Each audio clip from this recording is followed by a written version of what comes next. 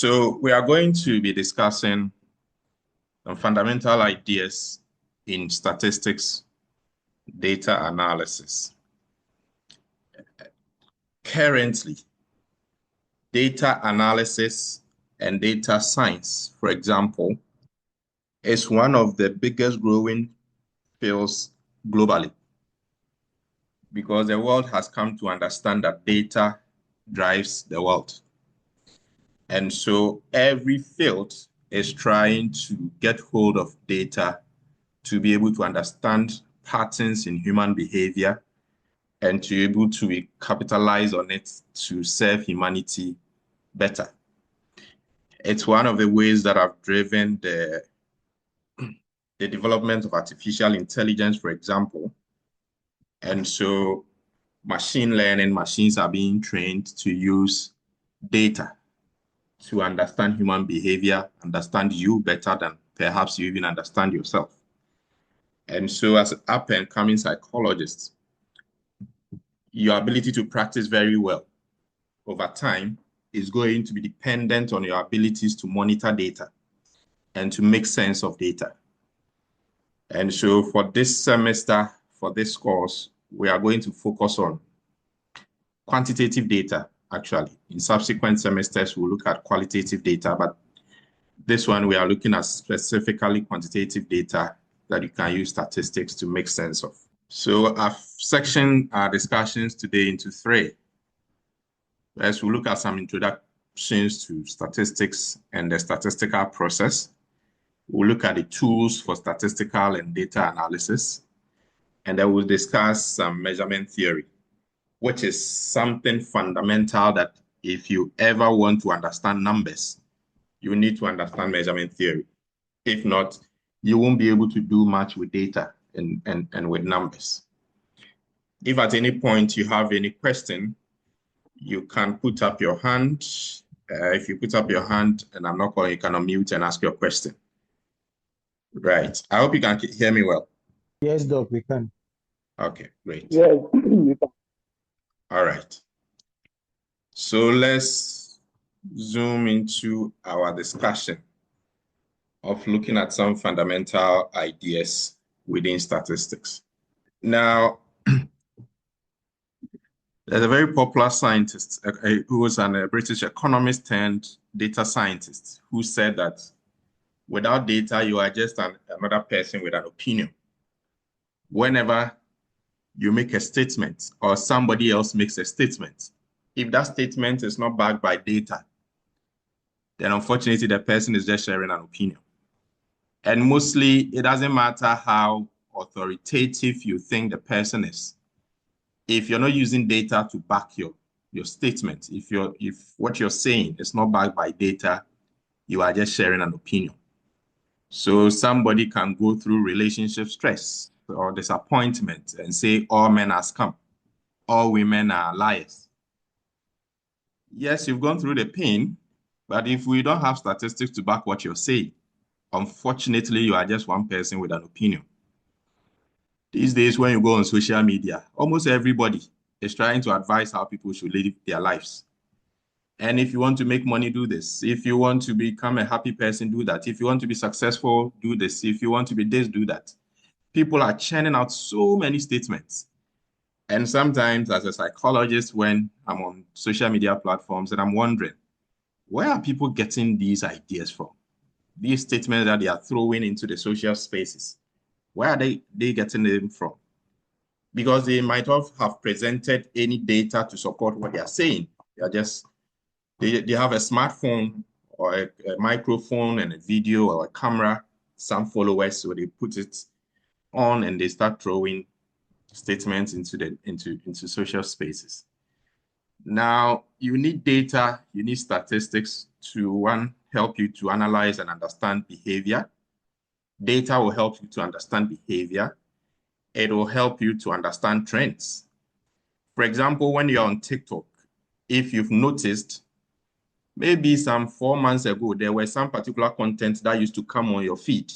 These days, maybe they don't come anymore. Or if you are careful, over time, maybe you find yourself, your For You page, producing a lot of sports content for you. or entertainment content, or some other content, consistent content is producing for you, why do you think that when you go on TikTok, why do you think your For You page shows you the video that it shows you? Because it wouldn't show two people the same video. Has any of you tried to monitor that? Have you tried to monitor your TikTok feed and the For You page and the kind of videos it shows you? Anybody here wants to share? Those on TikTok share with us. Godfred, are you saying something? Now, I'm just saying that those who are on TikTok should share with us. Those who are on TikTok should share. Are you not on TikTok? No, please, I'm not. Okay, that's interesting. How many of you are on TikTok? I am on TikTok. Jonas? Yeah, doctor, I've been seeing you on TikTok. I've been seeing your quotes. Yeah, I'm on TikTok. So I'm asking you, when you go on TikTok, do you see certain consistency in terms of the videos that are shown to you on your For You page? And that's to all of you on TikTok. I want a blue pen. Can I get a blue pen from you? You know, Cran? Yeah. What I know is that I mean, when you are on this social media platform, depending on what you like to click on, you seem to be interested in. As you go on it, you are likely to be giving those content over and over again. That's what I mean. That I mean, in relation to the person you're asking, that whether you notice that they give you a particular sort of video. So yes, they may give you some kind of how frequently you look at those content. That's what I know happens. Okay. All right. Any other person wants to share? Well, Doc, I would say that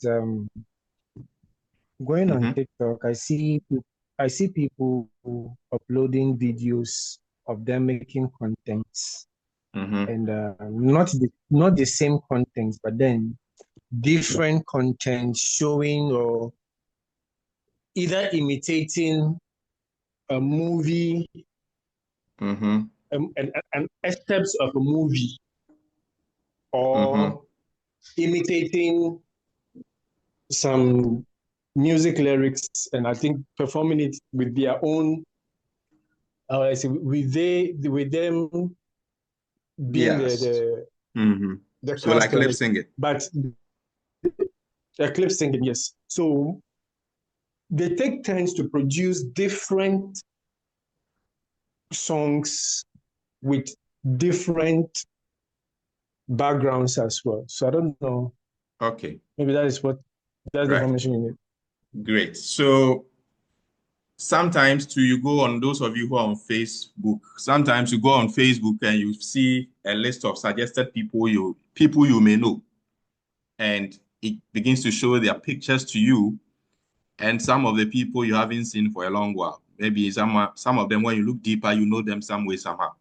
So how are these platforms able to predict you to know what you like to watch? You see, they use numbers. The artificial, the AI is trained to use numbers such that whenever you go on social media, every behavior of yours is turned into numbers and is communicated to the artificial AI. And the AI use that to analyze your behavior, to understand the trends in your behavior. So if you watch a particular video to the fullest, if a video comes and you are interested, you realize that you watch the full video. As soon as you are done watching the full video, it sends a report to the AI, and the AI begins to think that this kind of content, you may be interested in it. Or sometimes when you like a post, or maybe sometimes you may watch a content and you will forward it to somebody. You will like it, or you will save it, or you go to the person's profile to go and check more. As you are clicking on all of these, every single behavior of yours is turned into numbers. The numbers are communicated to the AI. The AI will analyze the numbers to understand your behavior. And so if it realizes that you are watching every sports content, you watch it to the fullest, you find that it starts showing you sports content because at this particular moment, it looks like this is where your interests are. And so even statistics can be used to understand people's interest at a given point in time. It can also be used to test fundamental theories of life. For example, when people watch social media, does it affect their anxiety? When people watch violent content, does it affect their aggression, etc.? Statistics can help you understand all of these things. And so numbers are very powerful. Data is very, very powerful. Data can help people know more about you than you may even know about yourself. And so when we talk about statistics, statistics is all about storytelling. Fundamentally, anybody going to analyze data or anybody going to work with numbers, fundamentally, the person is like going to tell you a story. I mean, when we were growing up, sometimes you hear story, people respond stories, and means that the person is going to tell story. And so all statistics is about storytelling. But this time, you are using numbers to tell the story. So you are using numbers to reveal certain trends, certain patterns, certain insights about human behavior.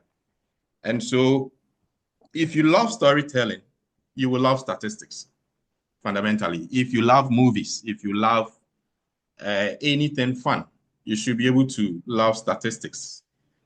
And so when the numbers are used to reveal stories, or numbers are used to tell stories, it helps to scientifically understand our world. It helps us to make better decisions, all right? For example, these days when you go on social media, you have so many things, so many people talking about failed marriages, bitter experiences in marriage. And as a social psychologist, whenever I'm on social media, I look at social behavior a lot. So when I see any content that is generating a lot of comments, I go to the comment section and I'm reading through and I'm looking at what are people thinking about this issue. The way young people have begun to see marriage as scary is serious. That could be because mostly the bitter experiences in marriages find their way onto our social media platforms. You hardly see positive experiences in marriage on social media. But then again, another reason could be that, like they say, negative stories sell better than positive stories, right? As a human society, human beings are more drawn to negative news than positive news. And so let's say somebody has dated a boyfriend or a girlfriend for 8 years and they got married. It's no news. Even if it's news, it's not interesting news. But let somebody date for 6 months or 2 years and the relationship ends and one person gets on social media to cry. All of a sudden, everybody is interested in it. Okay? So there seems to be a lot of stories about failed marriages on social media. And so the question somebody can ask is it even worth to marry? What kind of marriage is the best? Okay, for example, should somebody do customary marriage or ordinance marriage? Which of these marriage will last? Is it when you do it at home in a traditional way, or when you do it in church and then you sign in court? Which of these marriages are likely to collapse? If I should pose this question to you, what will you tell me? Comparing customary and ordinance marriage, which of these two are likely to collapse?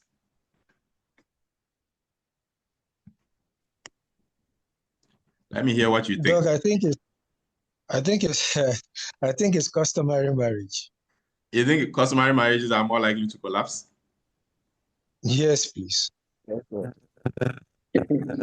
Yes, please. Ibego.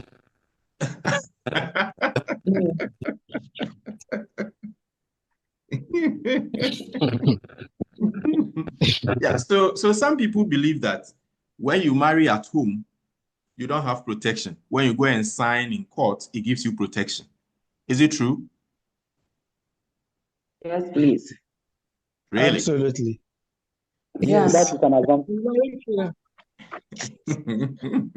I mean, if this were to be true, then we should never hear about court marriages collapsing, or? Well, court marriages tends to be another type of marriage. Uh-huh. But then it's just like everybody and what they prefer and what they can afford. Nowadays, that is how it is.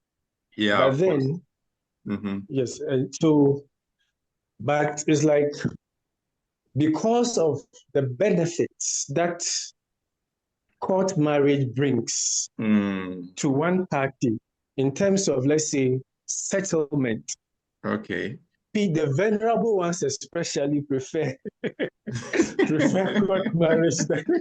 Okay, so I guess okay, so the understanding would be that you are doing court marriage not because it will help the marriage to last, but so that when divorce comes, you'll be settled well, right?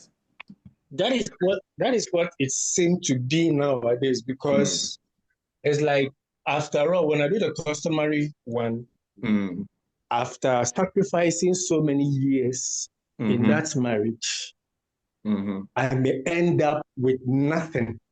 Okay. But if that of ordinance is done, even if at a later the marriage doesn't work out, at least some compensation will come, and that would be. Yeah, but also another side to this conversation is that when we talk about compensation, mostly compensation to the woman. I am, even though the law does not specifically say that, I'm looking for a day that a man would take his wife to court, that we married for 20 years, we are divorcing, and so the woman should give me part of her properties that were acquired during the marriage, right? But fundamentally, if you want to have a conversation about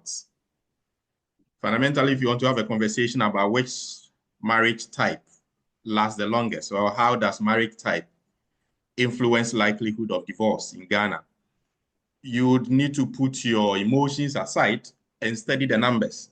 The numbers will reveal a pattern or a story. Vivian Asari, you are welcome, but please mute. So the numbers will give you... Thank you, Doc. Welcome. The numbers will give you an idea about which one lasts longest and all of that. And so if you are not using statistics or data to back what you're saying, you are just exercising your right as a person to have an opinion. That's all you're doing. Is that okay? So next time somebody is trying to influence you to agree on something with him or her, and the person is trying to quote you, oh, as for this one is better than this. Everybody knows this one is better than that. Unless the person provides you data, the person is just sharing an opinion. Now, let's look at the steps in statistical investigation. Steps in statistical investigation. If you need to... Doc. Yes, sir. I think Juliana says she has something to say about the marriage. Who said? I didn't hear. Who said she has something to say?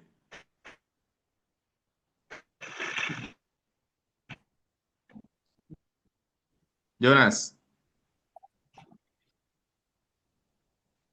Look. Did you say somebody has something to say about the marriage? Yeah, Juliana was saying that as for her, she prefers marriage to be partnership, not. Oh, okay. Okay. So Juliana, let me hear you, please.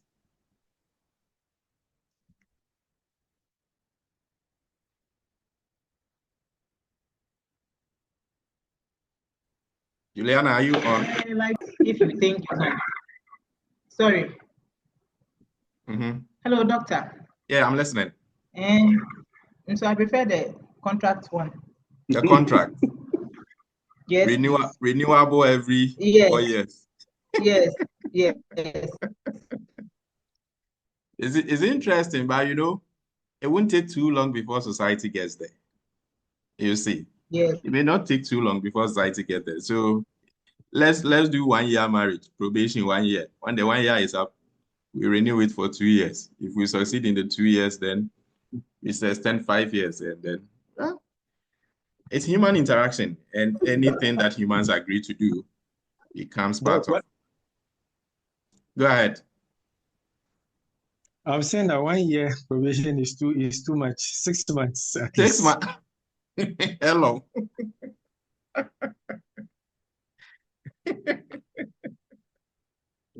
Interesting. Doc, it's like people are becoming emotional about this topic. So let's move on. Don't mind them. We are moving on. They are becoming too emotional. I haven't said anything yet. So. We have moved on. Yes. Okay.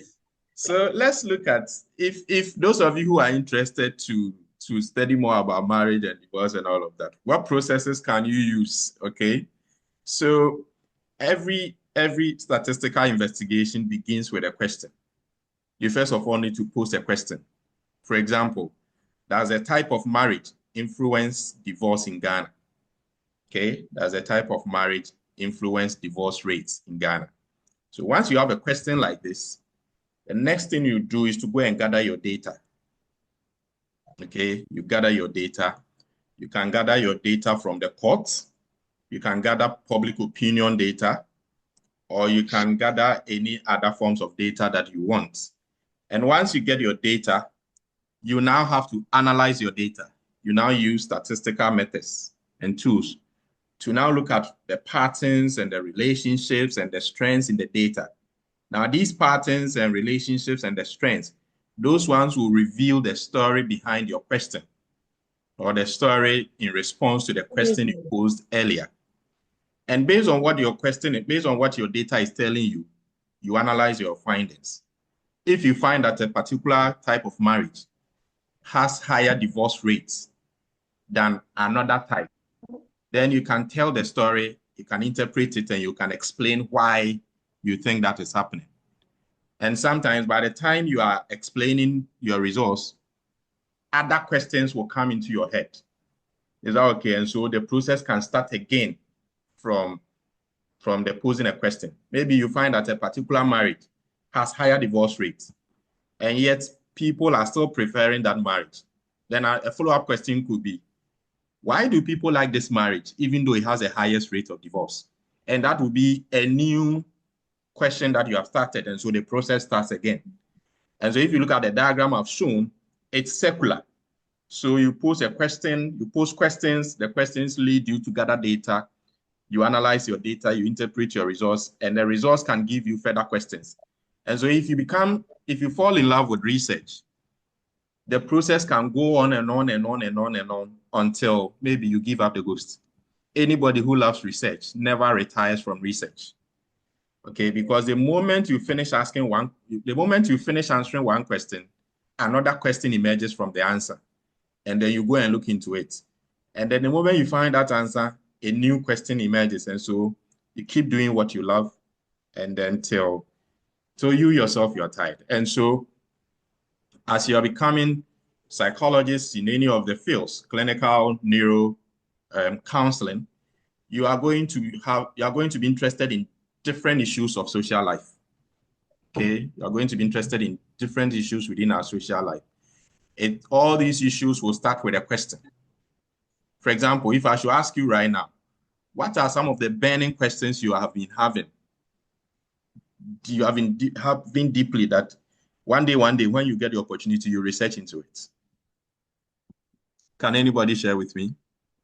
Yes, does. Yes, please go ahead.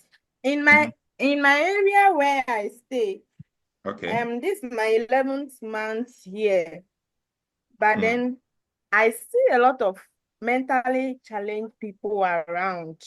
Normally, when you get to an area or a community, once in a while you see such people or you see somebody like that. But here, even if for a short distance, you see like 2, 3, 4.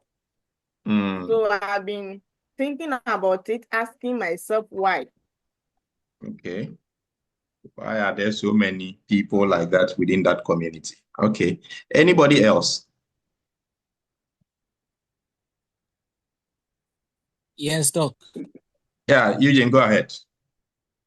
I would like to find out how effective school health services have been when it comes to adolescent health.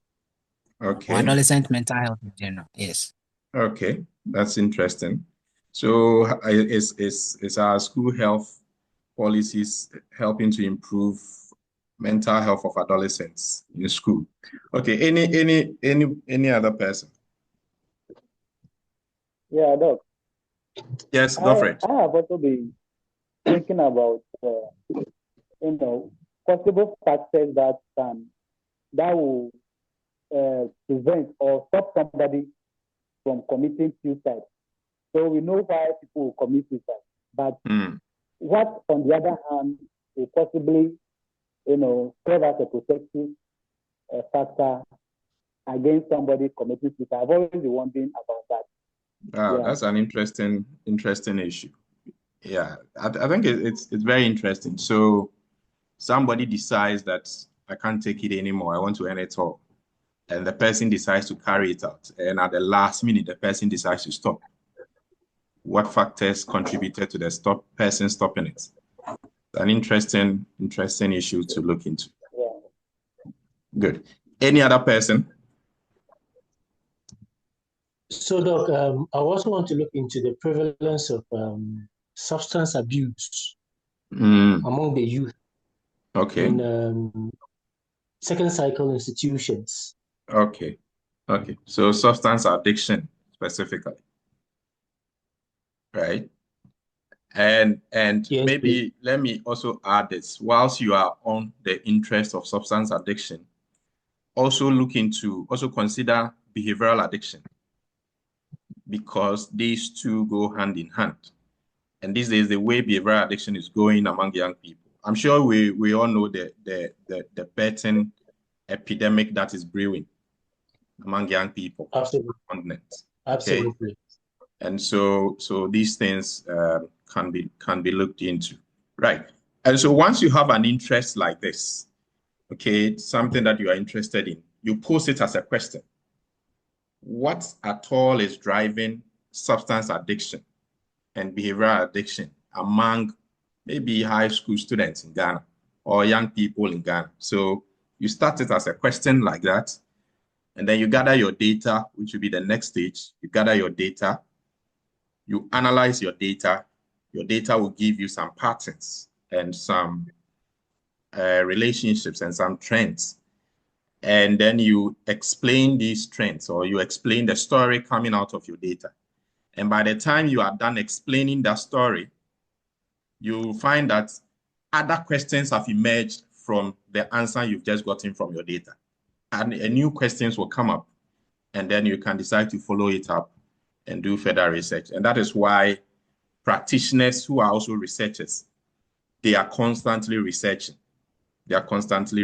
And I know many of you, if you want your practice to be meaningful to the people you are going to serve, you will need to study the numbers, what the numbers are saying. If you are doing a therapy, what are the numbers saying? Is it working? Is it not working? Do you need to adapt it? Do you need to revise it? Do you need to stop it? What do you need to do? And the numbers will help you to make these decisions. All right. Good. So let's look at types of statistics. Types of statistics. I mean, when you go and collect your data and you bring in your data, there are fundamentally two basic statistics that will be any researcher or you will be conducting. You can do descriptive statistics, which is mostly the first level statistics everybody will do, descriptive statistics. When you are done with your descriptive statistics, sometimes, depending on the kind of questions you're asking, you then move on to do some higher level statistics. That is what we call inferential statistics. So when you are doing the descriptive statistics, you are basically going to be doing two things. You are going to check about what is my story saying concerning average scores. So you'll be looking at central stories in your data, central tendency. What is the average score? What is the middle score? Which score emerges the highest? Okay, so the mean becomes the average score. If you are to share all the scores equally to everybody, what will each person get? You have to calculate your mean. You then have to look at your median. If you have to arrange your scores from the lowest score to the highest score, which score will be right in the middle? So let's say you have 10 people. You've taken data from 10 people concerning their ages. Some are 18, some are 26, but another person is also, let's say, 42. And now you arrange all their ages. The median is which age will be in the middle. You may want to find. And then the mode. The mode is which number appears the highest times in your data. Okay, let's say you take data from people's ages, and out of, let's say, 20 people, 8 of them are all 26 years. So 26, 26, 26. Then you realize that, okay, my mode is 26 years. That appears far more than any other number. And so this will be you trying to get to know your data, okay? And then once you are done with the measures of central tendency, you move to how widespread are my data? You move into measures of dispersion. You look at range, you look at variation, you look at dispersion. Okay, how widespread are my data? If you are collecting data from 100 people on their ages, and all of them, their ages range between 18 to 24, all 100 of them, 18 to 24. That means that your data, your scores are too close to each other. So you will not find some differences because they are not spread very well. Another person whose data, the ages range from 18 to 68. That somebody is 18, somebody is 68 years, somebody is 19, somebody too is 43. You find that that data is very spread, widespread. And so you have to do all these analysis, okay? And that constitutes the descriptive analysis. So, all right, so we continue. And so once your data is ready, the first kind of analysis you do descriptive statistics, just to understand how does my data look? Okay, how does my numbers look? How does my data look in the first place? So you do descriptive statistics to understand that. Once you have done your descriptive statistics to understand how your data is looking, so you know, for example, in your data, how many men are in it, how many women are in it, what are their age categories, maybe what are the educational level, what are their marital status, and all of that. So you do all these descriptive statistics to understand how your data is looking.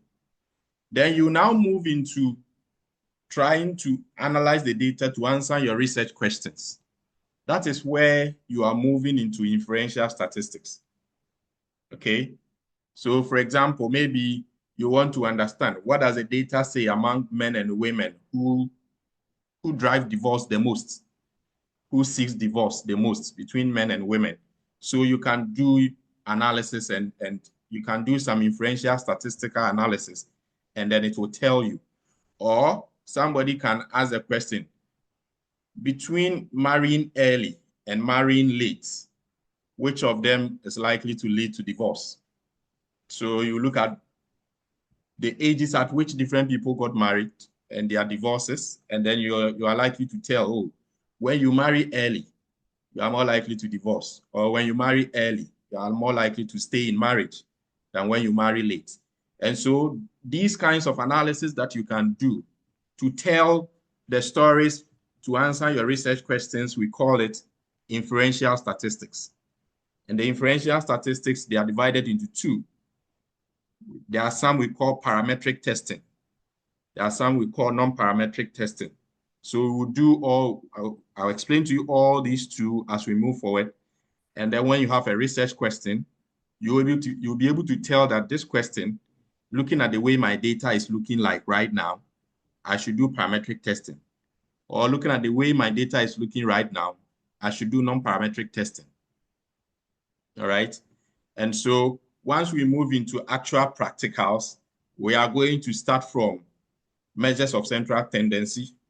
We analyze some descriptive statistics to understand how a data is looking like. And then we'll do some measures of dispersion. We'll analyze some range, variance, dispersion to understand how the data is looking. And then we'll move on to analyzing the data to answer research questions. So we'll do some parametric tests. We'll do a number of them. We'll do t-test, ANOVA, MANOVA. When you go through the course outline that I shared, we'll do a number of these tests. And then we'll look at non-parametric testing as well. And before you know it, you are becoming a guru in using data to tell stories. All right. Now, any questions so far before we move into tools for data collection, statistical and data analysis? Any questions so far? Okay. So if there's no question, let's move on to some tools that you can use for statistical and data analysis. Like I mentioned, the field of data science or data analytics is growing so wide on daily basis. It's growing like bushfires.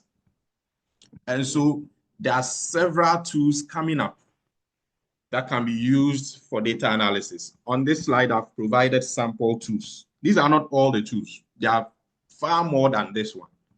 So there's Microsoft Excel.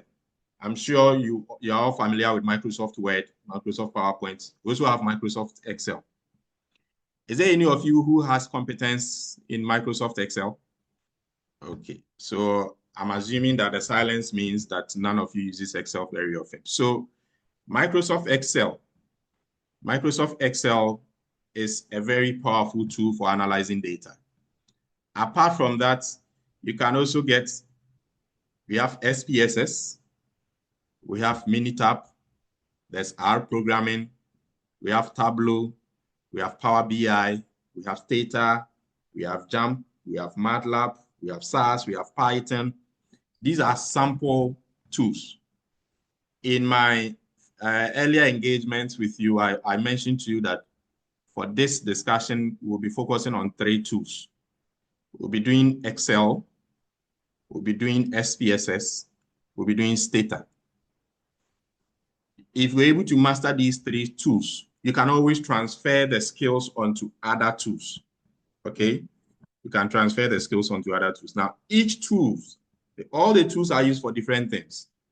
All the tools are used for different things.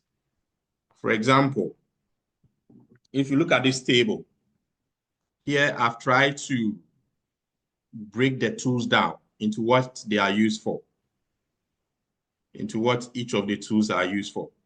For example, we have tools that work using spreadsheets, the spreadsheet-based analysis.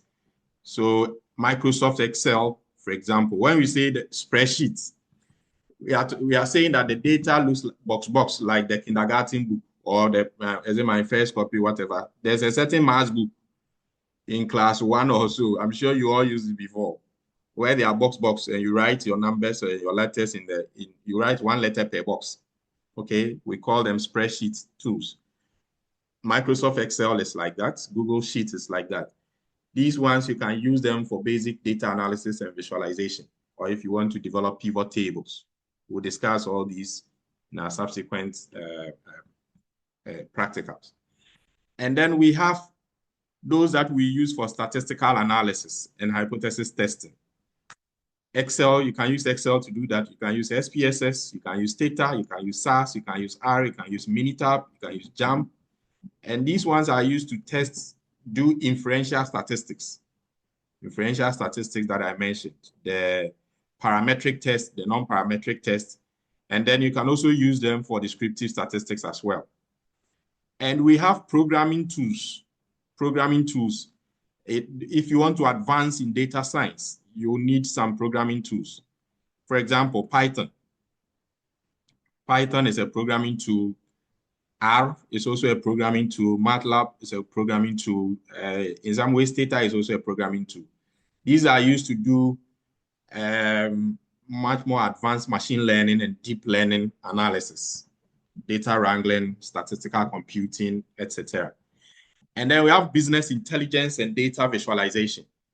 There are some data tools that businesses love to use. So they want to use it to create visuals and images of data within their firm. So that once you look at the data and you look at the visuals, you'll be able to understand what the data is saying. Tableau is one of them. Power BI is another. Looker, we have ClickSense, Google Data Studio, etc. So these ones, you can use them to create dashboards, report, or business insight. And then we have those that are used for data management and data query, database management, database query. So SQL, for example, SQL, NoSQL, those tools are also there. And then we have big data and distributed computing. These are Apache Hadoop, Apache Spark, and all of that.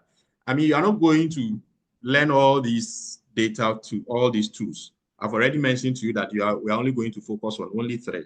But I'm introducing you to this spectrum of tools so that those of you who will be interested in advancing in the field of data science, you can go ahead and learn much more tools. And if you are a young person, you are below the age of 50, for example, now, I will advise that you master your data science skills very, very well if you are interested. It's not everybody who wants to develop some form of consultancy in that regard. But if you really want to develop some consultancy in data science, it's a very big field and it pays very, very well. Okay, it pays very, very well. So some of you can go into that. And then these are some of the other tools like the cloud-based data science. These days, people buy their iPhone and say, my iCloud account is this, my cloud, what is that? The whole cloud, it's a whole cloud-based data analysis there that you can learn how to handle these data. And so there are also text and language programming or processing tools. There's a deep learning and neural networks, geospatial data analysis, or GIS. All these tools are there. It's a big field. But if you want to enter into data science, primarily mastering about, let's say about 4 tools should be enough.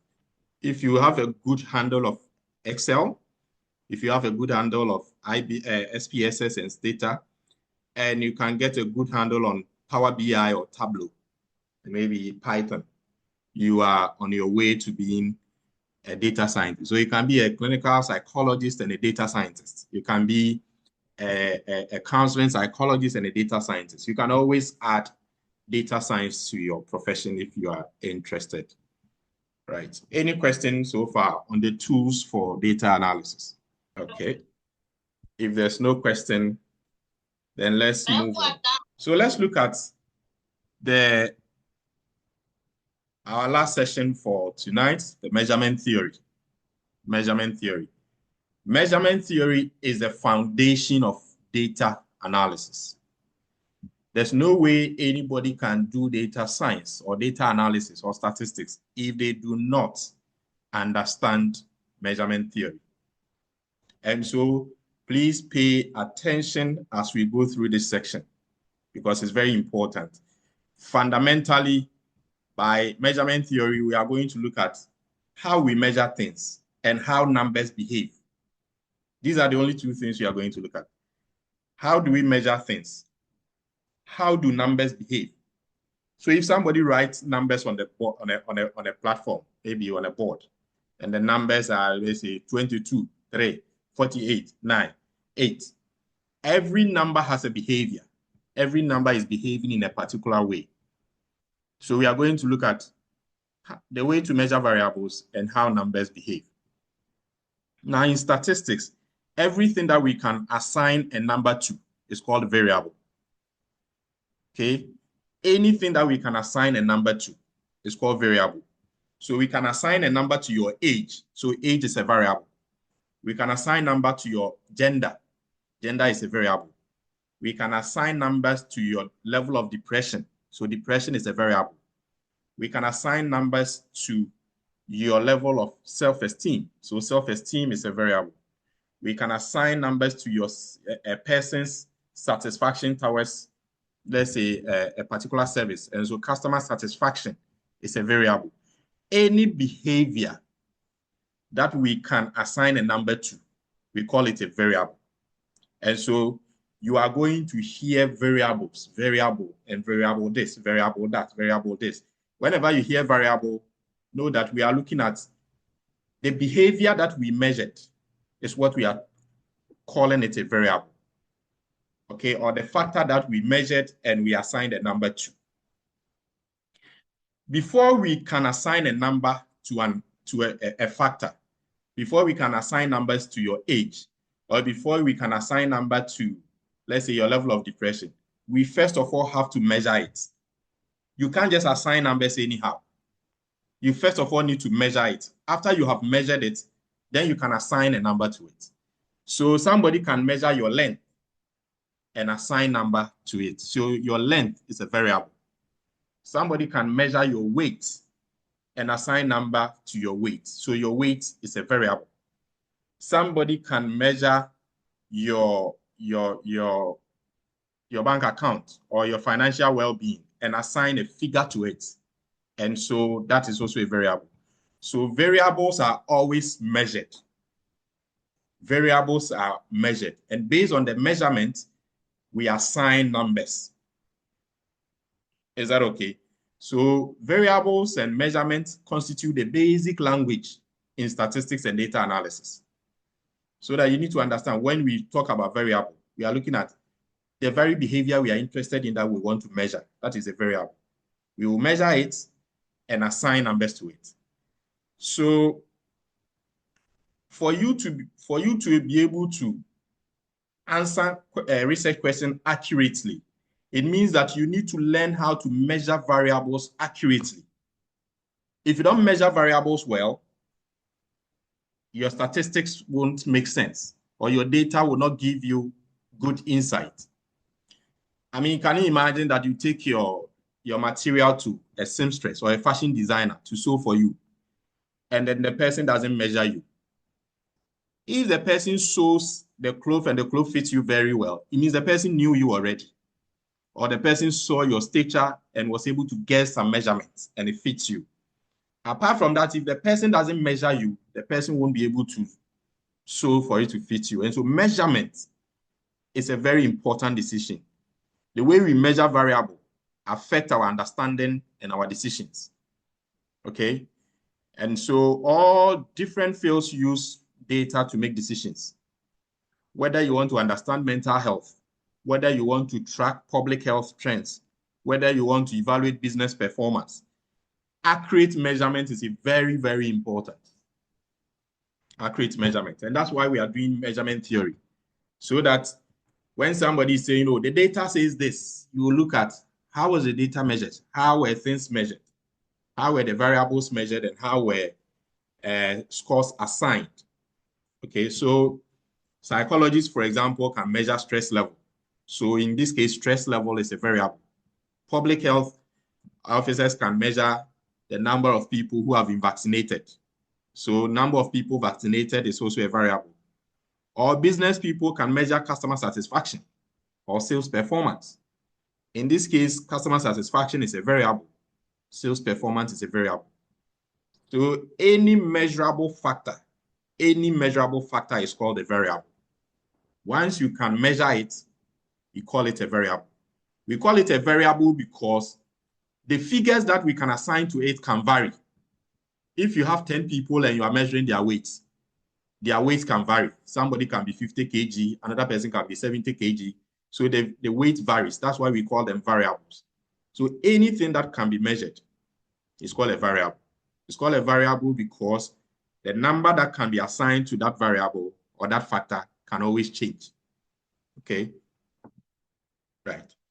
So variables can be any characteristics, anything that can be quantified or measured. In psychology, there are several variables. Somebody can talk about emotional intelligence. Somebody can talk about personality. Somebody can talk about attitudes, depression, and all of that. These are all variables. They are all variables because we can measure it and we can assign values to them. In public health, people can talk about temperature, weight, life expectancy, all of that. These are all variables. In business, they can talk about revenue, market share, employee turnover, etc. All of these are variables. Now, In research, there are two main kinds of variables. There are two main kinds of variables that you are going to meet in all your days of statistical and data analysis. We have one we call quantitative variable and then qualitative variable. The quantitative variable, sometimes we call it continuous variable. And the qualitative variable, we also call it categorical variables. What are their differences? When we talk about quantitative or continuous variables, these are variables that can be counted or measured on a numerical scale. So for these variables, sometimes the higher the number, the higher the amount we have assessed. For example, if you look at depression, when we measure depression and we give a score, depression becomes a quantitative variable. So the higher your score, the higher your depression. We can talk about age. The higher your age, the higher, the older you are. We can talk about sales revenue. The higher the figure, the higher the sales performance. And so there are some variables where the numbers that we assign to that variables, a higher number has a meaning, a lower number has a meaning. So for those kind of variables, we call them quantitative or continuous variables. There are other times where you'll be dealing with some variables and you assign values to the variables. And those variables, the higher, whether the number is higher or the number is lower, it doesn't make any comparison. It is just showing just groups. Okay, you are just categorizing that variable. You are not comparing score. For example, if I am interested in measuring gender and I see a participant and he's male, I can say male 1, female 2. So the fact that somebody is assigned number 2, does that mean the person has more gender than the one who is assigned number 1?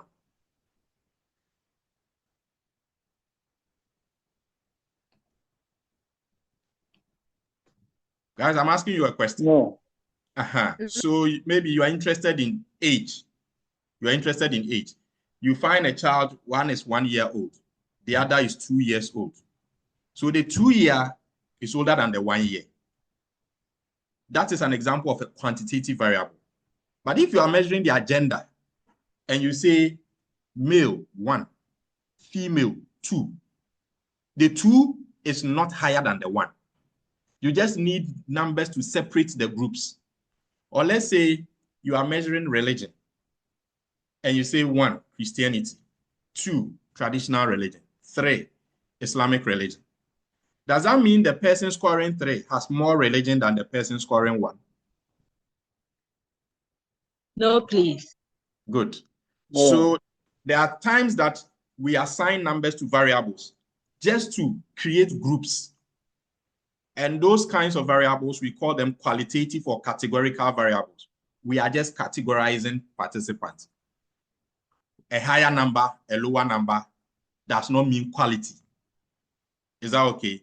The quality is not in the numbers. But for quantitative variables, the quality is in the number. For quantitative, the number shows quantity. In the qualitative, the number has no implications on quality. We are just creating groups. So sometimes in football, you see the players, some are wearing jersey number 10, some are wearing number 18, some are wearing number 21.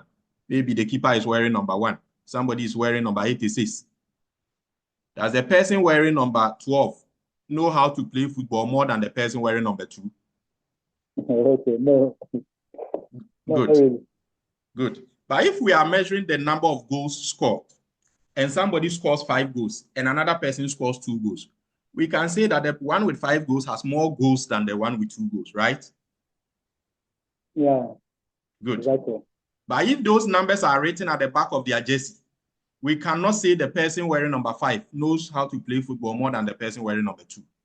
So you understand how numbers are beginning to behave. Do you get it?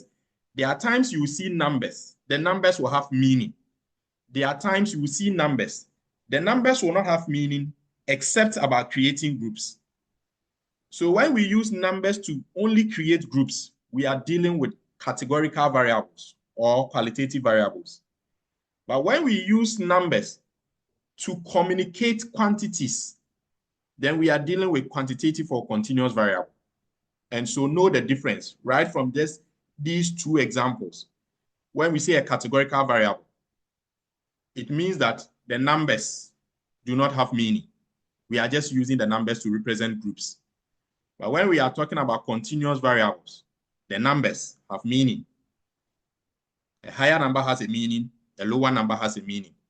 But in categorical variable, lower number has no meaning, higher number has no meaning. Okay, so this will give you an entry point into the way numbers behave. And these have implications in the way we analyze data. So now that we know numbers can behave differently in terms of whether we are dealing with continuous variable or categorical variable, let's look at the different ways that we measure. The same way that we have two types of variables, we also have two basic ways of measurements. We have numerical measurements and nominal measurements. Numerical measurement is where we are assigning numbers to continuous variables. Okay, so if we want to assess, let's say, IQ, or we want to measure weight, or we want to measure age, or we want to measure height, or we want to measure temperature, where a higher number will have a higher meaning compared to a lower number, then we call it numerical measurement. So numerical measurement, you are assigning a score to the measure. So quantitative variables or continuous variables take numerical measurements.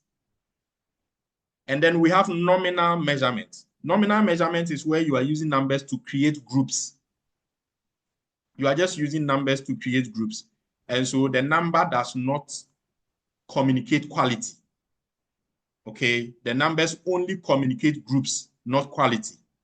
So qualitative or categorical variables take nominal measurements. So if you are designing a questionnaire and you put their gender, 1, male, the person will take, 2, female. The 2 is higher than the 1, but it doesn't mean that the person who takes 2 has a higher gender than the person who takes 1.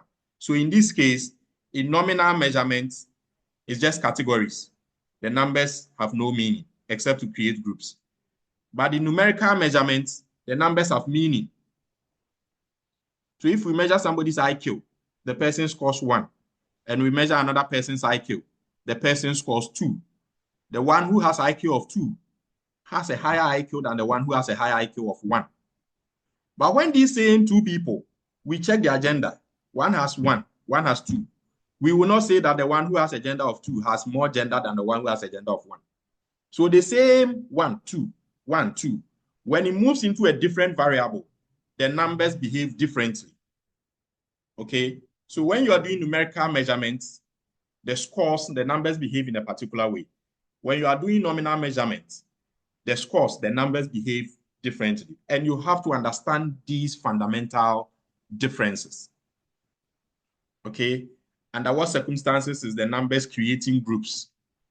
Under what circumstances are the numbers communicating quantity? You need to have these fundamental understanding. Any questions so far? I know where we are moving to can be very somehow abstract or theoretical, but it's very important that you understand these things. And so I want to move slowly before people get confused. So is there any question so far? Yeah, so I want to find out. Okay. So you talk about gender. Maybe one person has, like, let's say 1, male 1, and female 3. Okay. These numbers don't mean anything. Yes, they don't mean anything. Okay, but then if you are it's not communicating a different information, as in the number of males is 1, and then the number of females is 3. Is that not an information that is also communicated? Yeah. So what we are saying is that if you have one person, okay, let's say you have 2 people, who come and take IQ test. And let's say Kofi scores IQ 1 and Amma scores IQ 2. You can see Amma's IQ is higher than Kofi's IQ, right? Okay. Good. But when you are measuring the agenda and you say, Kofi, choose 1 because you are a male, Amma choose 2 because you are a female, can you say Amma has more gender than Kofi? Okay. No. Good. Okay. So in the second instance, the numbers are only separating the groups, but it's not saying one person's group, the gender quality is higher than the other. So there are times where you are only creating groups, and that is where you are doing nominal measurement. You are only creating categories, nominal measurement. But when you're doing numerical measurements, the scores can have meaning. Is that okay? Okay. All right. Okay. Now, let's look at some examples. Let's look at some examples here and whether the numbers have meaning and can be compared or not. Let's say you conduct a test. Somebody scores 1. Somebody scores 2. Does the person who scored 2, did the person who scored 2 do better than the person who scored 1?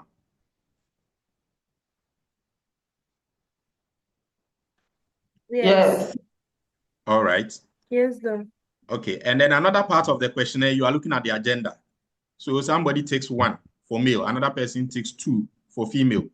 Does that mean that the 2 has more gender than the 1? No, please. Okay. Let's say you are looking at their religion. So somebody takes 1, traditional religion. Another person takes 2, Christianity. Another person takes 3, Islam. Does that mean the person who takes 1 has less religion compared to the one who takes 3? No, please. Okay. Let's say in the next question, you are recording their position in class. Somebody was first in position. Somebody was second. Does that mean the person who is first did better than the one who was second? Yes, no. Good. In the next question, you are looking at their time of day. In one time, somebody came to work at 1 p.m. Another person came to work 2 p.m. Will you say that the one who came at 1 came earlier than the one who came at 2? Yes, please. Yes, please. Okay. Then you were looking at their hours of study. One person studied for 1 hour. Another person studied for 2 hours. Can you say the one who studied for 2 hours studied longer hours than the one who studied 1 hour?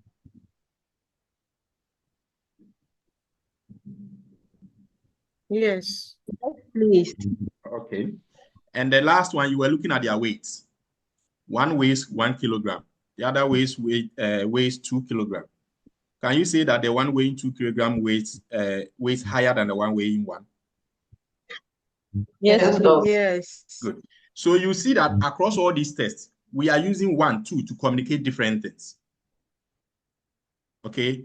So in this example, the test score is a numerical measure. Gender is a categorical measure or a nominal measurement. Religion is nominal because we are dealing with only groups. But the position is not just groups. The time of day, hours of study, all of that, they all constitute, what do you call it? They all constitute numerical measurements. Is that okay? Yeah, numerical, because you can easily compare which one is higher than what. But where you cannot compare which one is higher than what, then it means that you are doing nominal measurements. And so always bear in mind that these numbers I'm seeing, can I compare which one is higher, which one is lower? If I can do that comparison, then it's a numerical measurement. If I cannot compare which one is higher, which one is lower, then it's a nominal measurement. It's just a matter of groups. Does that make sense? Yes, please. Okay. So we are gradually moving into the way numbers behave. So follow gradually. Is that okay? Because you need to get this basis before we move into practical issues. because we are going to reduce behaviors into numbers. So if you don't understand the way that numbers are behaving, you can never analyze it. And so follow gradually. I know statistics can be very problematic, so I am going to take my time like I'm dealing with some class 1 and class 2, so that we get to the bottom understanding of issues, and then you can understand that statistics is not as difficult as it used to be. Okay? Okay. Right. So now we are moving on from numerical and nominal measurement, and then we are going into what we call scales of measurement. Scales of measurement. So from the numerical and the nominal, measurement, now we are going to discuss some 4 levels of measurement, where the numbers have meaning. The meanings can also, there could be some nuances in the meaning. Okay, so we are going to go further into nuances of numbers. All right. Once you understand these 4, from these 4 scales of measurement and the 2 numerical and nominal measurement, it means that your basis for statistics has been well cemented, and you can engage with numbers at any time, on any day. Okay. Now to look at the scales of measurements in terms of the way numbers behave. The 2 that we have discussed can further be broken down into 4 scales of measurement. Now, the first level, which is the easiest way of measurement, is what we call the nominal level of measurement. So this is where you are dealing with categorical data, no specific order. So you are just creating groups, and they use numbers to represent different groups. Example is the gender we talked about. You can say 1, male, 2, female. The same way you can say 4, males, 9, females. It doesn't matter.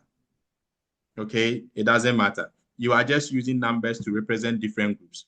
So you can even say 1, male, 9, female. It doesn't matter. And then another example is religion. Okay, traditional religion, this Islamic religion, marital, Christianity. Another example is marital status.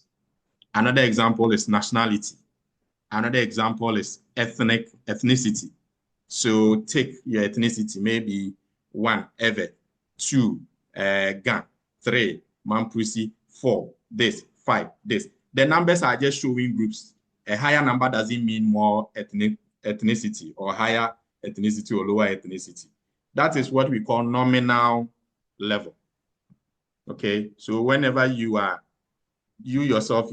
designing your questionnaire, you have to know that, as for this, my question is a nominal level measurement. So I'm just using the numbers to create groups. Okay. Then the next level is what we call ordinal level. Ordinal level. This one, you are ordering categories. You are ranking people. Okay, you are ranking people based on some order. For example, if you are assessing position in class, you can rank students 1st, 2nd, 3rd, 4th, 5th, 6th.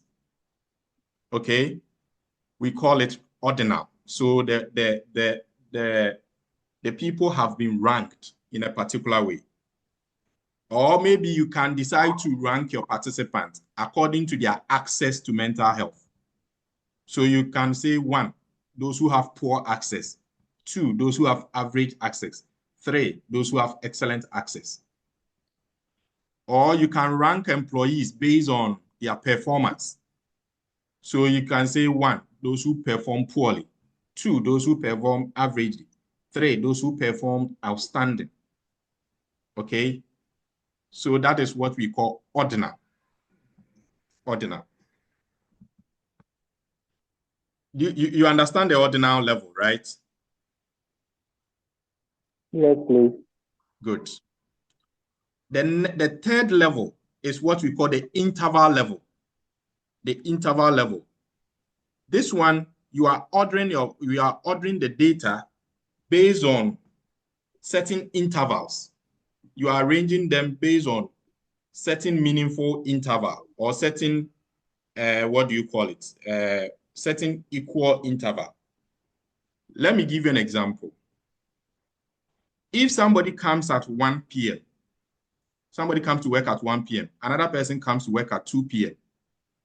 The person who came to work at 2 was 1 hour late compared to the one who came to work at 1.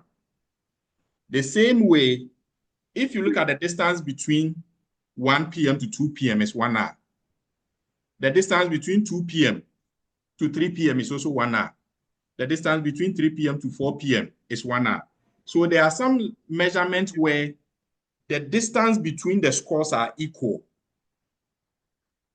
Those numerical measurements, the interval level, the distance between the numbers are equal. If you compare this to the ordinal, you realize that the distance between the numbers in the ordinal, they are not equal. For example, if somebody scores first in class, another person scores third in class, somebody scores first, another person scores second, another person scores third, another person scores fourth. Is the distance between the first and second the same as the distance between the second and third? Are they the same? Yes, please. Are you sure? No, they are not the same. They are not the same. Okay, Please, they are not the same. Wait. The one who is saying they are not the same, why are you saying they are not the same? Okay, I think in terms of position in class, and you are talking about, so if somebody first position, that first position, the score could be, say, 98%. The second could be 93%. And then the third could be 50%. Good. So the score difference between the first position and the second position is not the same as the score difference between the second position and the third position. Maybe the first person scored 90%. The second person scored 88. So there's 2 marks difference. But maybe the third person scored 60. So 20 marks difference. And so for ordinal level, the intervals are not the same. Okay? Yes. For ordinal level of measurement, the intervals are not the same. But for interval level of measurement, the intervals are the same. For example, if somebody is 18 years old and another person is 19 years old and another person is 20 years old, there's always a difference of 1 year, 1 year, 1 year. But if somebody is 18th position and another person is 19th position and another person comes 20th position, you can't say, oh, the interval between them is 1, 1, 1. No. So are you seeing some difference between ordinal level, interval level? Yes, sir. Yes, sir. Good. I need you to understand these things so that you understand how numbers behave. Numbers can behave. When you understand how numbers behave, then you can use the behavior of numbers to study behavior of human beings. Okay? So when you are dealing with ordinal, first of all, when you look at the nominal, as for nominal, we say you can't order it at all. As for nominal, don't bring in conversation about ordering anything. But for ordinal, you can order them in a certain way. It doesn't mean the difference in scores between them are the same, but you can order their positions. As for interval, the differences between their scores can be constant. For example, the difference between 1 p.m. to 2 p.m. is 1 hour. The difference between 2 p.m. to 3 p.m. is 1 hour. The difference between 3 p.m. to 4 p.m. is 1 hour. This is what we call equal interval. Okay? That's what we call equal interval. Now, the fourth one we call ratio level. The ratio level is introducing something else. The ratio level is introducing something else. So the numbers in the ratio level work the same way like the ones in the interval level. But at the ratio level, there is something we call absolute 0 point. Absolute 0. There are some variables that you are measuring that you can get 0. Somebody can score 0. And there are some variables you are measuring that nobody can score 0. For example, when you measure weight, you can get 0 kilogram. That means there's no weight. You can get 0 kilogram. If you are measuring revenue, you can get, let's say, how much goods did you sell today? You can get 0. Maybe 0 means you didn't sell anything. Is that okay?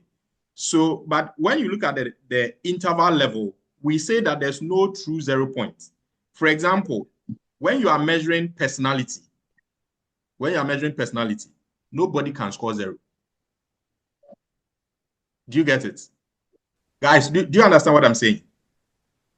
Sure. Why is it that nobody can score 0 when you are measuring a variable like personality?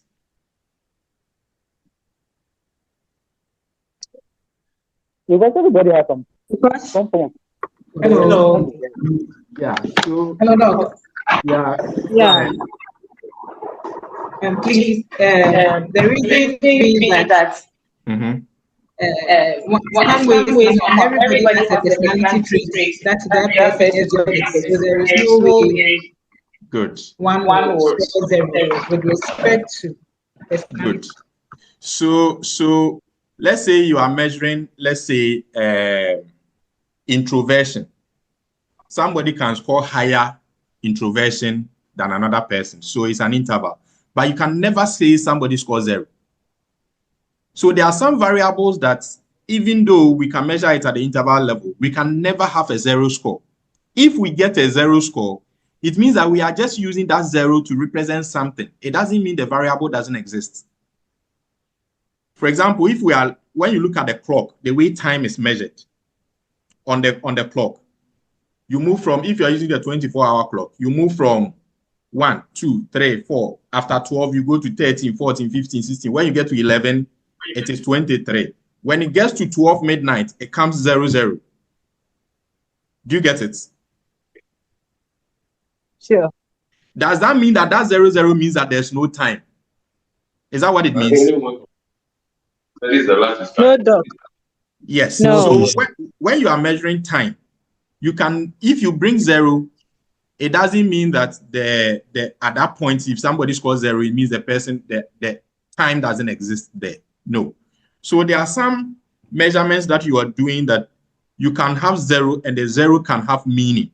So if you are looking at sales volume, maybe somebody sells slippers. You are looking at how many slippers did you sell today? The person said 0.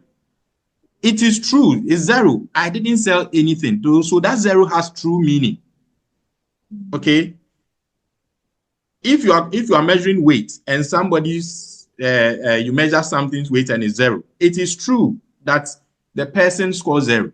But there are other traits that even if somebody scores 0, the 0 doesn't exist there in the first place.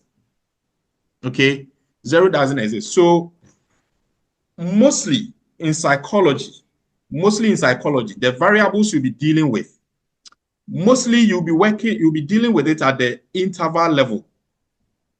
In physical sciences and sometimes biological sciences, sometimes they mostly deal with ratio level, where the 0 means no. For example, if you go and you check malaria load or viral load, and your viral load is 0, it means there's no viral load in you. Okay. But when you are dealing with psychology, it's different. Some of the variables are different.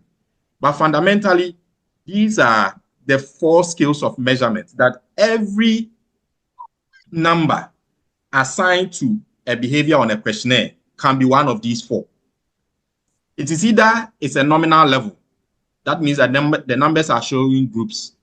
Or it's ordinal level, that the numbers are ranking participants. Or it's interval level, that the numbers are showing the participants' raw score. Or it's ratio level. Now, mostly, each of these have different strengths. So for all these numbers, in terms of statistics, the strongest is the ratio level. The strongest is the ratio level. So when 0 has when 0 has true meaning, for example, if a weight of 0 is meaningful, that means that if somebody scores 50 kilogram and another person scores 100 kilogram, you can say that the one who scores 100 has twice the weight of the one who scores 0. But if you measure personality and somebody scores 10 and another person scores 20, you can't say the one who scores 20 scored twice personality compared to the one who scored 10, because at that level, there's no true 0 points. So you can't do ratio analysis. Okay? You can't do ratio analysis. So if you look at this diagram I've shown here, this one is trying to show the strength, the hierarchy of strength of scales of measurement. The weakest form of measurement is a nominal measurement, where you are just putting groups. The groups you can't say anything about the groups in terms of quality. If you have different ethnic groups, you can never say this ethnic group has quality ethnic group than another group. No. You can't say this gender has quality gender than the other group. You can't say this religion has quality religion. That you are just creating groups. So it's the weakest. It is the weakest of all the skills. Followed by ordinal. You are just ordering people. First position, second position, third position. Like when groups of people compete. You say that, I think now senior high schools are doing interco. Let's say this school wins. You are the first school. This school came second. This school came third. It doesn't mean the distance between the first school and the second school is the same as the distance between the second school and the third school. Okay, we are just ordering them based on their raw score, but it doesn't tell us what their raw score actually is. So that is the ordinal. That's the next level. The third highest is the interval. The interval here means the distance is meaningful. Okay, if somebody, the distance between 1 p.m. to 2 p.m. is the same thing between 2 p.m. to 3 p.m. and it's the same thing between 3 p.m. to 4 p.m. So distance is meaningful. And then when you go to ratio, the ratio, it means that it has true 0 points. Somebody can actually score 0. Okay, so when a variable is measured at the ratio level, it's stronger than when it's measured at the interval level. And when a variable is measured at the interval level, it's stronger than when it's measured at the ordinal level. So it's like, as you descend the stairs, you are descending into weaker level of measurement. As you climb the stairs, you are climbing into the weaker level into the stronger levels of measurement. And so whenever I am dealing with data, and a student is going to collect data, and the student wants to measure age, and you group people into different age groups, like take your age, 20 to 29, 32 to 31 to 39, 41 to 49. That means that the person is creating nominal groups. And when you are creating nominal groups, it means that your data is very weak. Instead, let people state their true age. Let people state their true age. I am 42, I'm 51, I'm 43, I'm 46. Let them state their true age, let's say at the interval level or ratio level. Maybe when you get the data and you are doing some analysis, you can then put them into groups. But if you only let them take their groups, you will lose their true age scores. And so there will be certain analysis you can never do. If you put people into groups, you are saying that they all behave the same way. So when you say 1, male, 2, female, you are assuming that all males are the same, all females are the same. If you say, take your age, 21 to 29, you are saying that somebody who is 21 years old behave the same way like somebody who is 29 years old. But we know it's not true, right? Yes, sir. A woman who is 21 will have different issues of life compared to a woman who is 29. So if you are studying, let's say, depression, and you say people should take their ages, and you do 21 to 29, and the person takes, so somebody who is 21 falls into that age group. Another person who is 29 falls into that age group. So you've created a nominal scale. You are saying that the things that will be disturbing a 21-year-old girl or a 21-year-old lady It's the same thing that will be disturbing a 29-year-old lady. The ladies on the platform, is that the case? Will a 21-year-old lady have the same worries of life compared to a 29-year-old lady? No, No, sir. no. No, because a 21-year-old lady who is not married will not be bothered. But a 29-year-old lady who is not married will be bothered. Do you get it? So if you put all of them in one group at the nominal level, your data is very weak. Based on the way you are treating numbers, your data is very weak. There are certain natural categories of life that we can't do anything about it. So when you say choose your gender, male and female, as for that one, nature has given it to us.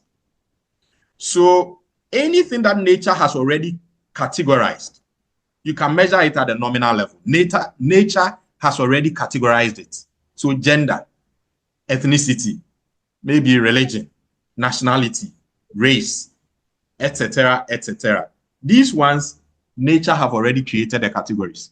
So there's nothing you can do about it. So you can measure those ones using nominal figures. But if nature has given you the opportunity to assess your variable at the interval level, don't force to create groups. Okay? Don't force to create groups. So, for example, if you want to understand which student performed well and which student didn't perform well, and then you go in and you tell the student, state your position in class last semester or last term, and the person says, "Oh, I was first." Another says, "I was third." Another says, "I was second." Another says, "I was 25th." So you are measuring their performance at the ordinal level.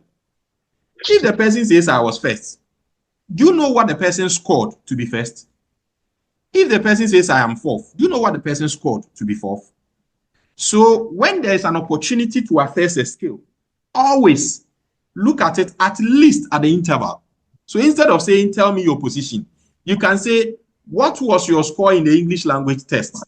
Then the person will say, "Well, I scored 82. This one will say 93. Another person will say 44. You can now come and sit down and order them. But after ordering them, you still have the original data of their performance. Is that okay? So when you are collecting data and you do all nominal or all ordinal, your data is so weak. There are certain analysis, statistical analysis you cannot do. Okay, you cannot do. But when your data is collected at the interval or the ratio, then you can do stronger statistical analysis. Now, let me take you back to this figure and show you something. Here, this figure. Look at the inferential statistics side. I said we have parametric, we have non-parametric. Parametric tests are always used to analyze strong data. Non-parametric are used to analyze weak data. So strong data is data that you either collect either on interval scale or ratio scale. When you collect your data on interval or ratio scale, then you can do parametric analysis, which is the strongest. If you collect your data on ordinal or nominal, then you can only do non-parametric analysis, which is weak. Am I making sense here? Yes, dog, you are. Good. And so I'm just introducing you to how numbers behave, because when we start doing practical analysis, then we'll come back to what does this number mean and what does that number mean. So always have this staircase in mind. Is that okay? Always have this staircase in mind. Whenever you are collecting data, always aim for the top. Other variables that have already been categorized by nature, you can do that nominal level. But those that can generate raw score for you, always focus on what do you call it? Interval or ratio score. For example, if somebody wants to study the relationship between viral load and mental health among HIV patients, and you want to take data on viral load, instead of trying to take that this person has low viral load, this person has high viral load, take the raw viral load score. Take the raw viral load score. If later you have to put them into groups, you can do that. But if you already take them at the group level, you can never disaggregate them again. You cannot disaggregate that data again. So this is my last slide. I want us to do some exercise. Okay? I want us to do some exercise. Now, I'm going to give you a variable. I will tell you how that variable is being assessed. You have to tell me what kind of variable is this. Is this a continuous or a categorical variable? And what kind of scale is this? Is this a nominal scale, ordinal scale, interval scale, or a ratio scale? I'm going to do the first example. So follow what I'm doing. And then from there, you tell me the rest. So the first variable is gender. The gender, participants are being made to take male or female. So this is a categorical variable measured as a nominal, measured on nominal level or a nominal scale. Do you understand what I just did? Please. Yes, please. Yes. So the first variable, gender, the participants have to take male or female. And I'm saying because they are taking male or female, it means that it is a categorical variable. And the measurement is nominal. It's a nominal measurement or nominal scale. Do you understand this? Yes, please. Good. So now you are going to tell me the next one. I want to measure annual income. Annual income, I'm looking at how much the person received as annual salary. Let's say in cedis or US dollars. What kind of variable is this? What type of variable is this? Is it categorical or continuous? Sir, please, it's continuous. Continuous. Good. Let me do it like this so that I will be filling in. I'll be filling in for you to see. So the first one, we said that this is a categorical. Can you see my typing? Yes, please. This is a categorical and it's being measured at the nominal level. Nominal. At the nominal level. Okay. The next one, you are saying that it is continuous, which is correct. Ratio. What scale of measurement is it? Ratio. Ratio. Good. Why is it a ratio? Because it has an absolute zero. Yes, it has an absolute zero. Perfect. Yes. It has an absolute zero. The next one, I'm measuring satisfaction rating. Satisfaction rating. So I want them to rate on a product review website. They should give 1 star, 5 star, 1 to 5 star, either a 1 star, 2 star, 3 stars, 5 stars. What do you think? What kind of variable is this? Categorical. Come again? It's categorical. Categorical. What kind of measurement is that? Ordinal. Ordinal. Perfect. Ordinal. You say ordinal. Nobody said it. Okay. The next one is level of anxiety. And I'm classifying anxiety based on low, moderate, high. What kind of variable is that? Categorical. What kind of scale? Ordinal. Good. Next, I want to look at hours spent exercising. So I want them to record how many hours they did physical activity for the week. If you did 2 hours, tell me. If you did 9 hours, write it. What kind of variable is that? Continuous. Continuous. What kind of scaling is that? Interval. Are you sure? Hourly. Physical. How many hours did you exercise for that week? Okay. Hours. Okay. Ratio. Because somebody can say, I didn't exercise. That means zero. Okay. Do you get it? Yeah. I didn't exercise. The person scores 0. Now, next, I want to measure blood pressure. So, blood pressure measurements. What 120 over whatever. What kind of Continuous. So continuous. Continuous. What kind of scaling is this? Ratio. No, it's not the ratio. Interval. Interval. Why is good? It's interval. Why is it interval? Because nobody will ever score zero in a blood pressure There's no absolute zero. So there's no absolute zero. Yes. Are you getting this? Okay. Yes, Yeah. So I see that it's very easy when you guys are identifying nominal and ordinal. Now the rest is that for you to know, is it interval or ratio? Just know this difference, okay? Now I'm interested in counting the number of patients attending a clinic. So on every day, I'll just count how many patients came in today. And I'll write a number. What kind of variable is this? Continuous. Continuous. What kind of scaling? Ratio. Why ratio? Why Because ratio? it can be that particular day, no patient that particular day, no patient came there. Yeah. Good. Now I'm interested in their ages. I want them to write their age in completed years. What kind of variable is this? Continuous. Continuous. What kind of scaling is this? Interval. Interval. Why is it not ratio? Because there's no zero age. There's no zero age. No human being can ever be 0 years old or can ever have 0 age.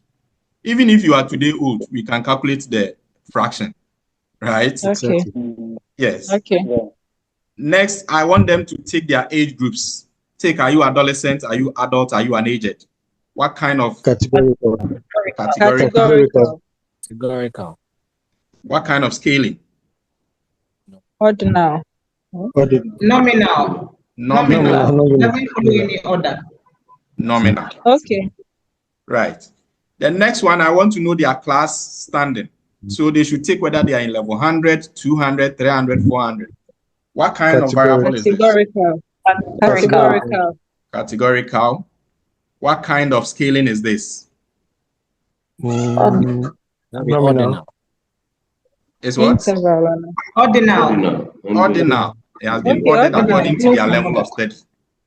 Right. Now I want to know the number of employees in a particular company. Okay, how many workers do you have? So this is continuous. Continuous. What kind of scaling is this? Ratio. Ratio? No, it can't be ratio. Interval. Is it ratio or interval? Interval. Why is it an interval? Employees. Some people. Because a company cannot have 0 employees. Yes. There's no absolute zero. If there's 0 employees, then the company doesn't exist, right? Yeah. Even if you are the company owner, you are the only employee there. You are still an employee. So it's interval. Now I'm interested in job satisfaction, and I want to calculate their score on a job satisfaction, employee satisfaction scale. What do you think is the Categorical. Are you sure? Yes. I'm going to record their raw score. It's continuous. Continuous. Yeah, continuous. What kind of scaling is this? Ordinal. Are you sure? Are you sure? It's ratio. Ratio? Yes. Do you think somebody can score 0 satisfaction? Yes. This is interval. There can never be 0 satisfaction. By all means, you do something. You definitely have some level of satisfaction. It may be very, very low, and it can never be 0. Right? Interesting. Okay. Now I'm interested in sales revenue. Total revenue from product sales in a year. Categorical. Continuous. Continuous. Continuous. What kind of scaling? Ratio. Interval. Ratio. Okay. Why is it ratio? Why is it Interval. Why is it The whole year. The whole year there was no revenue. Yeah, you can do zero. Can it be like that? What are you saying?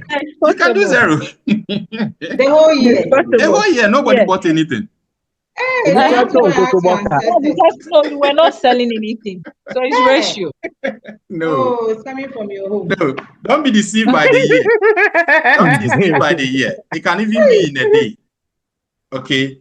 But we want to understand that is it possible that on a particular day, on a particular time, no product can be sold? And it's true. Yes. On a particular time, no product can be sold. Okay. Now I need my participants to indicate the kind of products they are buying. So they have to select electronics, clothing, accessories. What kind of variable? Categorical. That'll be categorical. Categorical. What kind of scaling? Nominal. Great. So now this exercise that you have done, when I send the slides, you have these exercise. Okay, as part of the slides. Know that you did this yourself. I'm glad you guys have the concepts. Okay. I'm glad you have the concepts. But before we end, let me show you what this one will mean and why we need to do this exercise before we move into practical things. For example, if you're going to analyze data and you have male, female, you have a nominal data, then you analyze frequencies. 30% are men, 40% are women. Do you get it? So when you have categorical data, descriptives, you conduct frequency and percentage analysis. When you have continuous data, descriptives, you calculate mean and standard deviation. Okay, so when you are doing analysis, statistical analysis, each data is treated differently. If you have continuous data, it's treated differently. If you have categorical data, it's treated differently. That is why it is important that you understand what kind of variable is this one, so that you know how to treat it statistically.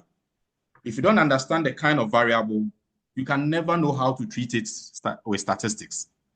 That is why I wanted everybody to have this fundamental basis. And I'm glad that you've all gotten the idea. Now, any question? Yeah, Doc. Yes, go ahead. Yeah, so in choosing whether you are doing descriptive statistics or inferential statistics, can you take data? Maybe your initial intention is to do a descriptive statistics, but then you're taking data and then you feel like maybe I can use the same data to do. Godfred, I'm not hearing you well. Your microphone, I don't know. Your microphone is almost as if it's too close to your mouth or something. I'm not hearing you well. Oh, okay. I'm asking that. I'm asking, can you, when you take data, let's say you set out to do a descriptive statistics, to do, and then you take your data and then you are using the descriptive statistics to analyze it. But then, or can you use that same data to do an inferential statistics? Or if you want to do so, you need to, let's say, do a different, I don't know how to ask the question, but I'm asking whether can the two be used at the same time? Yes. Yeah. So that same data, you use it to do descriptive statistics. When you finish, then you use that same data to do inferential statistics. We'll go through all of that in practical sessions. Is that okay? Okay. Good. Okay. Yeah. Any other questions? Yes, please go ahead. Hello.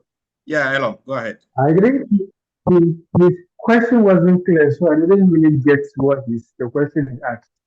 I guess his question was, if you have a data and you use the data to run descriptive statistics, can you use that same data to run inferential statistics? And I'm saying yes. So the same data you collect, you use that data to run descriptives, and you use that same data to run inferential statistics. And I was telling him that we'll do practical sessions and he'll get to understand it better. Is that okay, Thank Elo? you very much. All right. Yes, any other question? All right. If there's no other question, mine is not a question, sir. It's just an observation. Okay, I've realized that in textbooks, in presentations, the space of measurement, it is always arranged nominal, ordinal, interval, and then ratio. So, I mean, if what is learned today, in terms of power of this case, ratio is way above, like the way you have done it on the slide. But I've always observed, I always ask myself that in every textbook I see, anytime they want to mention the space of measurement, it's always in that same order. You're wondering why? You mean every textbook uses that same order? Almost the ones I've seen, yes, it's always in that order. I mean, the reason is that it is easier to explain nominal. When you are teaching, you always have to move from the subjects that are easier to understand. So move from the easier to more complex ones. Is that okay? Okay. So it's very easy to explain the nominal for everybody to understand. As you move on, it gets more theoretical and abstract, right? That's why it's like that. Oh, okay. Yeah, but it can also be explained from the other way around. It doesn't change anything. Yeah. Okay. Good. All right. If there's no further question, we are going to end here. But the way we've started it, I'm trying to make the statistics as friendly and as relatable as much as possible, because I know statistics has scared a lot of people, and mathematics and all that. And I'm trying to make sure that right from the beginning, you get the practicality of it. And so whether you had a phobia or a fear for statistics, or just forget about that one, okay? By the time we are done, we are through this one, you would have loved statistics, okay? So just maintain the love and let's work through it like that. Is that okay? Yeah, that's okay. And you've been nominal so far. Okay. It's been very, very. So this is a therapy session. Okay. This is what, a therapy session? Exactly. You guys are fun. Okay, guys, let me leave you. I wish you a good evening and a good weekend.